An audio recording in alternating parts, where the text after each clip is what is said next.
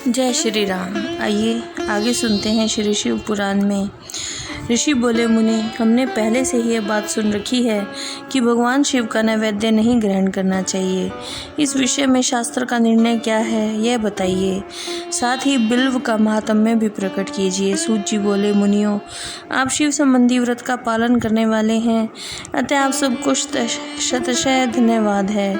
मैं प्रसन्नता पूर्वक सब कुछ बताता हूँ, आप सावधान होकर सुने। जो भगवान शिव का भक्त है, बाहर भीतर से पवित्र और शुद्ध है, उत्तम व्रत का पालन करने वाला और दृढ़ निश्चय से युक्त है, वह शिव नैवेद्य का अवश्य भक्षण करे। भगवान शिव का नैवेद्य आग्रह है, इस भावना को मन से निकाल दे। शिव के नैवेद्य को देख लेने मात्र से भी सारे पाप दूर भाग जाते हैं। उसको खा लेने पर तो करोड़ों पुण्य अपने भीतर आ जाते हैं। आए हुए शिव नैवेद्य को सिर झुकाकर प्रसन्नता के साथ ग्रहण करें और प्रयत्न करके शिव स्मरण पूर्वक उसका भक्षण करें। आए हुए शिव नैवेद्य को जो यह कहकर कि मैं इसे दूसरे समय में ग्रहण करूंगा, लेने में विलम्ब कर देता है, वह मनुष्य निश्चय ही पाप से बन जाता है। जिसने शिव की दीक्षा ली हो, उस शिव भक्त के लिए शिव नैवेद्य अवश्य भक्षणीय है।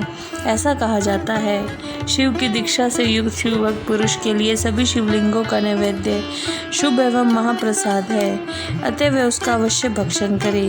परंतु जो अन्य देवताओं की दीक्षा से युक्त है और शिव भक्ति में भी मन को लगाए हुए है, उनके लिए शिव नैवेद्य भक्षण के विषय में क्या निर्णय है, इसे आप लोग प्रेम पूर्वक सुने। ब्राह्मणों, जहाँ से शालग्राम शिला की उत्पत्ति होती है, वहाँ के उत्पन्न लिंग में, रसलिंग में, पाषाण, रजत और स्वर्ण से निर्मित लिंग में, देवताओं तथा सिद्धों द्वारा प्रतिष्ठित लिंग में, केसर निर्मित लिंग में, स्फटिक लिंग में, रतन निर्मित लिंग में, समस्त ज्योतिर्लिंगों में विराजमान भगवान शिव के नैवेद्य का भक्षण चंद्रायण व्रत के समान पुण्यजनक है। ब्रह्म हत्या करने वाला पुरुष भी यदि पवित्र होकर शिव निर्माल्य का भक्षण करके उसे सिर पर धारण करे तो सारा पाप शीघ्र ही नष्ट हो जाता है।